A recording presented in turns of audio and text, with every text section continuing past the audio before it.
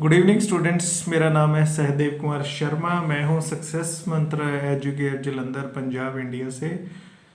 Students, हमने आपसे commitment की हुई है कि हम आपको जो ग्रामर के वीडियोस हैं वो लगातार बनाएंगे। तो इस कड़ी में आज जो हमारा 5th वीडियो बन रहा है, मैं रिक्वेस्ट कर रहा हूं अगर आपने पहले 4 वीडियोस नहीं देखे हैं तो आप ज़रूर देखिए। ये आज की कड़ी का हमारा 5th वीडियो है। इस वीडियो में हमारे टेंसेस चल रहे हैं। ओके, तो लास्ट वीडियो में हमने डिस्कस किया था प्रेजेंट इंडेफिनिट, राइट। तो आज मैं डिस्कस करने वाला हूँ आपका नेक्स्ट टेंस, जिसको हम बोलते हैं पास्ट इंडेफिनिट। तो दोस्तों, पास्ट इंडेफिनिट में इसकी निशानी क्या होती है, हमें कैसे पता चलता है भी कोई सेंटेंस है जो पास्ट इंडेफिनिट में जाएगा। तो उसको फाइंड आउट करने के लिए हमारे पास हमें कुछ हिंदी में उसकी निशानियाँ पता होनी चाहिए। तो अगर हिंदी में मैं निशानियों की बात करूँ हिंदी में, तो उसके शब्दों, उसके जो सेंटेंस हो गए उनके पीछे लगा होगा ता और था। एग्जाम्पल, बच्चा खाता था, बच्चा पीता था, वो सोचता था, वो नाचता था, या फिर ते और थे हो सकते हैं। हाँ, वो जाते थे, वो खाते थे। तो जो भी ये बातें हो रही हैं वो सारी पास्ट की बातें हो रही हैं, राइट। इसलिए ये हमारा पास्ट इंडेफिनिट बनेगा। अब आपको जो निशानी है ये आपको थोड़ी सी ध्यान में रखनी है। हमारा माइंड भी ऐसे ही सोचता है, जैसे हमारा माइंड सोचता है उसी हिसाब से हमें सेंटेंसेस बनाने पड़ते हैं, ठीक है। तो उसको अगर हमने बनाने हैं तो फिर हमारे दिमाग में ता है सोचें। अब इसकी इंग्लिश कैसे बनानी है, तो उसका रूल क्या है वो हमने आज डिस्कस करना है। तो डियर स्टूडेंट्स, इसके ट्रांसलेशन करने के लिए हम लोग यूज़ करते हैं वर्ब की सेकंड फॉर्म। तो मैं आपको रिक्वेस्ट कर रहा हूँ कि अगर आपने वर्ब की फॉर्म से अभी तक नहीं याद की तो याद ज़रूर करिए, क्योंकि जब हमारे दिमाग में ता और था भी आ जाएगा, रूल भी आ जाएगा, तो हमें पता नहीं चलेगा ये वर्ब की सेकंड फॉर्म यूज़ करनी है, राइट। अब देखिए इसको यूज़ कैसे करना है। मैंने वीडियोस में जो आप बताया हुआ है आपको कि हमारे पास बेसिकली 6 जो हैं हमारे पास वो बेसिक प्रोनाउंस हैं। ओके, आई है, वी है, और यू है, एक और यू है, और एक ही शीट वाली पार्टी है, और एक हमारे पास दे है, राइट। ये हमारे पास बेसिक्स जो हमारे प्रोनाउंस हैं वो है। ओके, अब हमारे पास पॉजिटिव सेंटेंस भी हमने बनाने हैं, नेगेटिव भी बनाने हैं, और इसके क्वेश्चन मार्क भी बनाने हैं। अब वो कैसे बनाएंगे, साथ में मैं एग्जांपल्स आपको डिस्कस कर दूंगा। अगर हमने आई के साथ में सेंटेंस बनाना है और पॉजिटिव सेंटेंस बनाना है तो हमारे वर्ब की सेकंड फॉर्म यूज़ करेंगे, जो हमारा ऊपर रूल कह रहा है, वर्ब की सेकंड फॉर्म। और कोई भी टेंशन नहीं लीजिए, जो मर्जी हमारे पास नाउन आ जाए, जो मर्जी हमारा प्रोनाउन आ जाए, सबके साथ में हमें वर्ब की सेकंड फॉर्म लगानी है, ठीक है जी। अब अगर इसका हमें नेगेटिव बनाना है तो नेगेटिव में पिछले बार वीडियो में हमने लगाया था 4th वीडियो में डू नॉट और डज नॉट, और इस एक्सक्लूसिव वीडियो में हमने क्या करना है, हमने वर्ड यूज करना है डिड नॉट। पर एक चीज ध्यान रखिए, जब भी आप डिड नॉट यूज करेंगे तो साथ में वर्ब की फर्स्ट फॉर्म आएगी।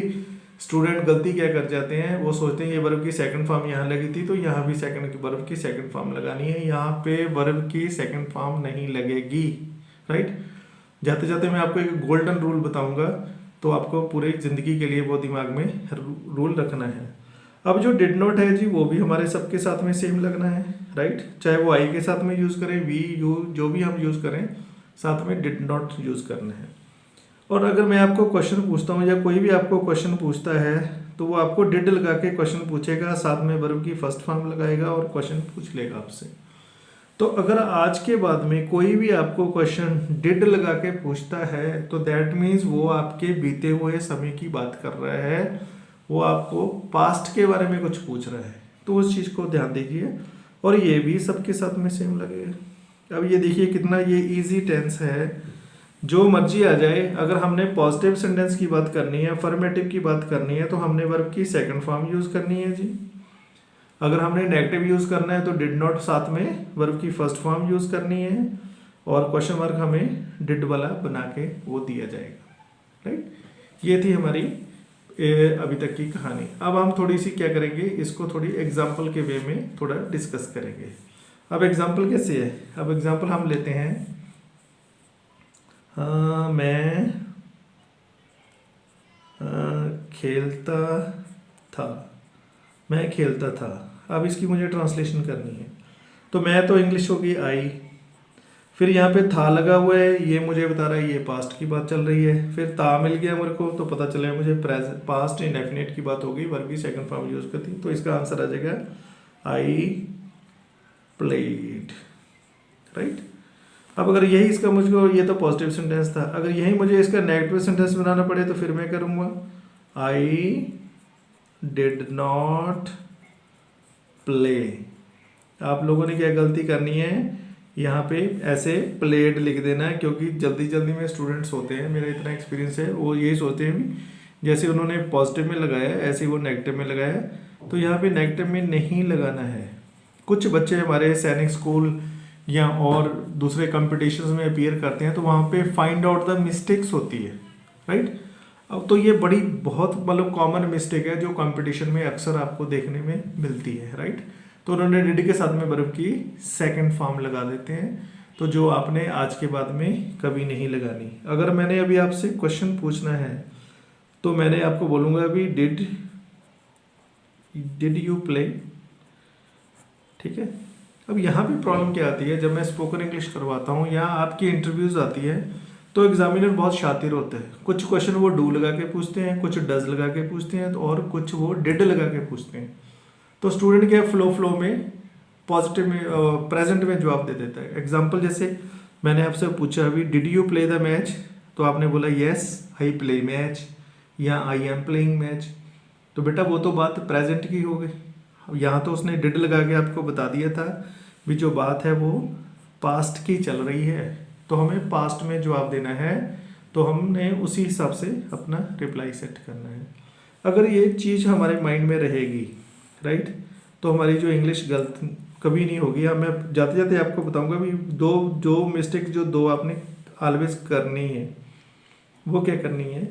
एक तो आपने डिड नॉट के साथ में वर्ब की सेकंड फॉर्म यूज़ कर लेनी है, ये बड़ी कॉमन सी मिस्टेक है, तो इसको प्लीज़ ध्यान रखिए। वर्ब की सेकंड फॉर्म डिड के साथ नहीं लगनी, फर्स्ट लगनी है। और दूसरा गोल्डन रूल जाते जाते आपको ये बताऊँ, जहाँ भी आपका डू लग गया या डज लग गया या डिड लग गया, तो ये तीनों फॉलोड बाय वर्ब की फर्स्ट फॉर्म होते हैं। ये हमने पिछले वीडियो में तो ये दो वाले डिस्कस कर दिए थे, ये वाला मैंने इसमें डिस्कस कर दिया। ये देखिए डू डज और डिड हमेशा वर्ब की फर्स्ट फॉर्म मांगेंगे, these will be followed by first form of the verb, और ऐसा कोई रूल नहीं है भी इसमें सेकंड या आईएनजी वगैरह कुछ लगे। ये बच्चे सभी इस चीज़ को जरूर ध्यान देंगे, और कंपटीशन में ये बहुत बड़ा रोल अदा करने वाला है।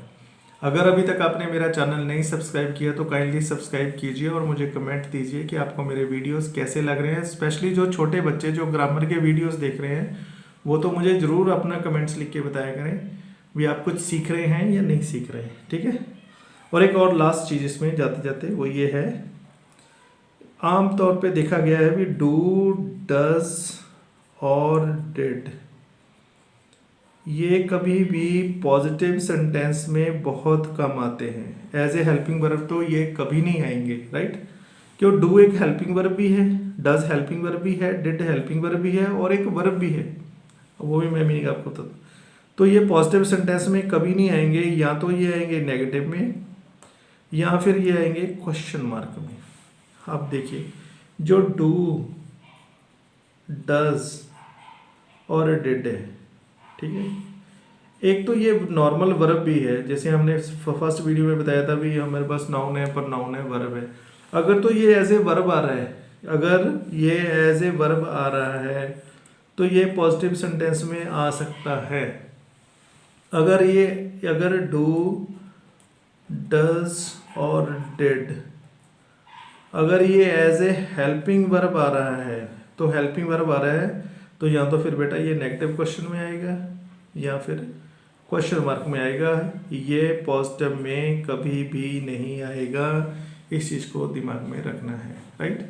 ये बहुत टिपिकल टेंस है और ये हमारे स्पोकन में बहुत ज़्यादा यूज़ होता है। आप 5th 6th 7th 8th 9th जो भी आप इंग्लिश की आप स्टोरीज देखते हो, राजा वहाँ गया था, वहाँ ये हो रहा था, वहाँ वो हो रहा था, तो सब जगह वर्ब की सेकंड फॉर्म लगनी है।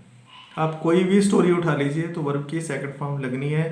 हिस्ट्री में 100% ये टेंस यूज़ होता है, और इंग्लिश में पर्टिकुलर जो आप इंग्लिश के लेसन्स वगैरह पढ़ते हो, स्टोरीज वगैरह पढ़ते हो, उनमें 100% ये टेंस यूज़ होता है। और स्टूडेंट क्या करता है, वाज के साथ में सेकंड फॉर्म लगा देता है, या फिर डिड के साथ में सेकंड फॉर्म यूज़ कर लेता है। वो आपको आज के बाद नहीं करनी है। तो थोड़ी सी अगर हम प्रैक्टिस कर लेंगे, बड़ा इजी टेंस है, बस सिंपल जाते जाते बताऊँ क्या है। वर्ब की सेकंड फॉर्म लगा दो, डिड के साथ में वर्ब की फर्स्ट फॉर्म लगा दो। ये सबसे गोल्डन टिप है जो अभी आपने इस वीडियो से सीखी है, राइट। इसको यूज़ करिए। और कौन से वीडियो चाहिए वो जरूर देखिए। ये ग्रामर की सीरीज चल रही है, राइट। 1 2 3 4 5 जब भी आप देखोगे जो मैं थंबनेल लगाता हूँ उसमें मैं वीडियो का नंबर जरूर डालता हूँ। ये फर्स्ट वीडियो है, सेकंड है, थर्ड है, फोर्थ है या फिफ्थ है। तो आप सीक्वेंस में जाके उन वीडियोस को सिक्वली देखोगे तो आपको बहुत ज़्यादा यूजफुल लगेगा, right. God bless you, take care. अच्छा से पढ़िए और अच्छे से एग्जाम लिए। ऑनलाइन क्लासेस चल रही हैं, फिर भी खुद को इम्प्रूवमेंट करना ज़रूरी है। यही हमारी विश है सक्सेस मंत्रा से, कि आप सभी घर बैठे बैठे भी सक्सेस हों हर कंपटीशन में, right. God bless you, take care, bye bye.